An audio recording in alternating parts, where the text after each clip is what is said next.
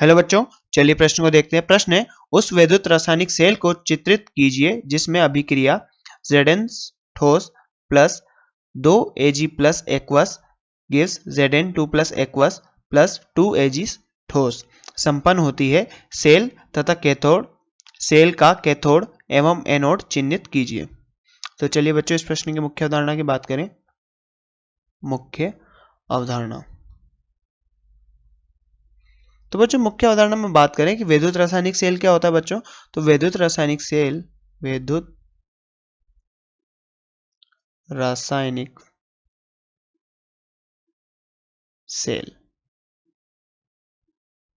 तो बच्चों विद्युत रासायनिक सेल में रासायनिक ऊर्जा को बच्चों विद्युत ऊर्जा में परिवर्तित किया जाता है स्वतः रेडॉक्स अभिक्रिया की। तो बच्चों स्वतः रेडॉक्स अभिक्रिया की बच्चों स्वतः रेडॉक्स अभिक्रिया की रासायनिक ऊर्जा को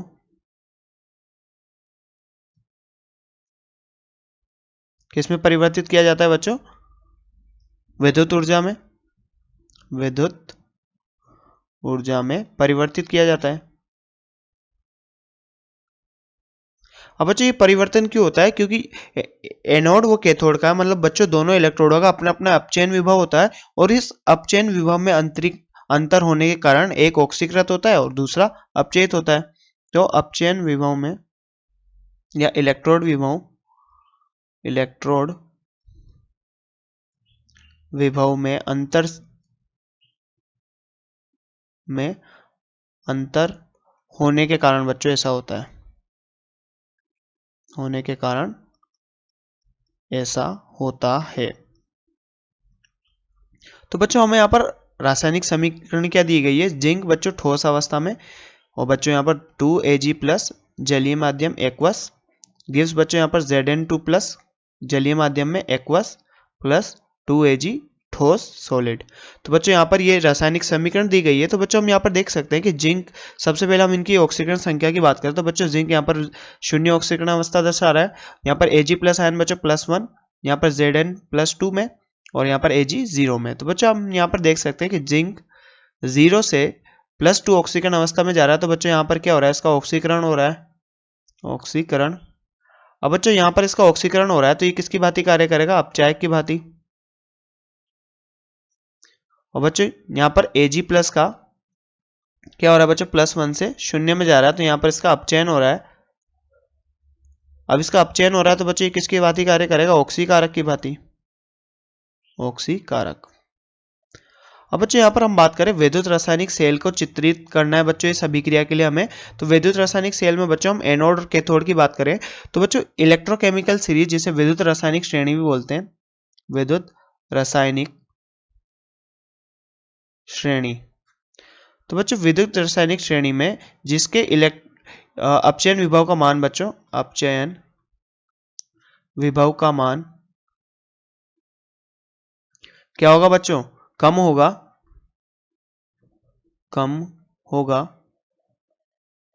वो क्या बच्चों? वो एनोड होगा। क्या होगा बच्चों? वह एनोड होगा। तो बच्चों हम यहाँ पर देख सकते हैं कि इनोड, यहाँ पर अपचयन विभव जो होता है इनोड SRP, जिसे हम बच्चों अपचयन विभव बोलते हैं, वो किसका कम होता है बच्चों? जिंक का कम होता है Ag से।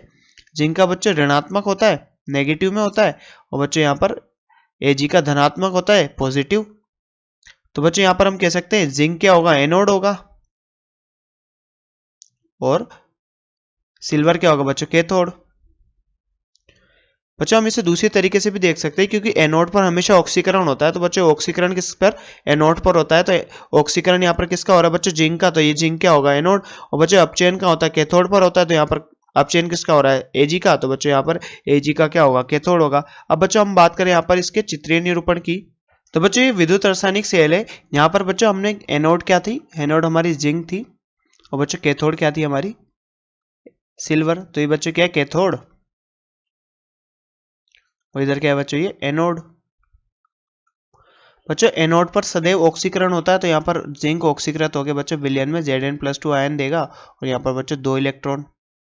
और बच्चों यहाँ पर ये 2 इलेक्ट्रॉन यहाँ पर कैथोड पर कैसा धनावेश आता है, क्योंकि यहाँ पर इलेक्ट्रॉन यहाँ पर मुक्त होते हैं, तो बच्चों यहाँ पर क्या ऋणावेश आएगा, और ये ऋणावेश बच्चों यहाँ पर इस तार की सहायता से कैथोड की ओर जाएगा बच्चों, और यहाँ पर 2 इलेक्ट्रॉन आ जाएंगे। अभी इन 2 इलेक्ट्रॉन बच्चों यहाँ पर क्या है Ag+, तो 2 Ag+ आयन जाएंगे बच्चों, और यहाँ पर आके जम जाएंगे बच्चों किस पे, Ag की रोड पर, Ag इलेक्ट्रोड पर।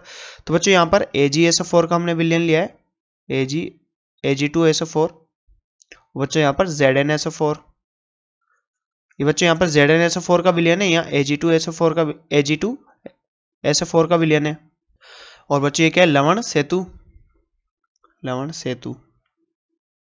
तो बच्चों लवण सेतु में हमने यहाँ पर लिया AgNO3 का, क्योंकि बच्चों हम यहाँ पर KCl का लवण सेतु भी ले सकते थे, परंतु KCl का हम लवण सेतु इसलिए नहीं लेते हैं क्योंकि बच्चों यहाँ पर Ag उपस्थित है और Ag KCl के साथ बच्चों अभिक्रिया कर जाता है, जबकि लवण सेतु बच्चों किसी भी के साथ अभिक्रिया नहीं करना चाहिए। इसलिए बच्चों हम यहाँ पर क्या लेते हैं, AgNO3 का लवण सेतु लेते हैं, ताकि यहाँ पर लवण सेतु का क्षय ना हो और हमारा सेल सही सही रहे।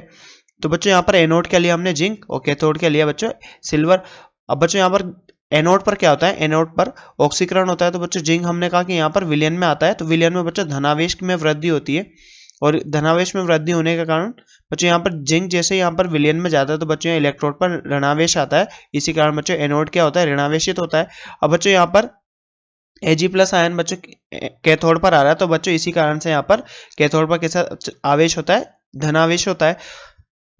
तो बच्चों यहाँ पर एनोड पर क्या अभिक्रिया होती है, एनोड, एनोड पर ऑक्सीकरण होगा,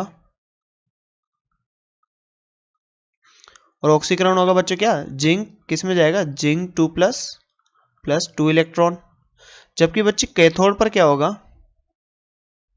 और इस एनोड की अभिक्रिया को हम बच्चों कैसे लिख सकते हैं, ऑक्सीकरण हो रहा है बच्चों यहाँ पर ये लवण सेतु के इस साइड पे, तो यहाँ पर जिंक किस में जा रहा है बच्चों, जिंक 2+ में, तो ये जिंक सॉलिड, ये एक्वस, और बच्चों ये लवण सेतु। तो बच्चों ये यहाँ पर निरूपण होता है, और यहाँ पर क्या आएगा, कैथोड, ये एनोड का निरूपण हुआ बच्चों।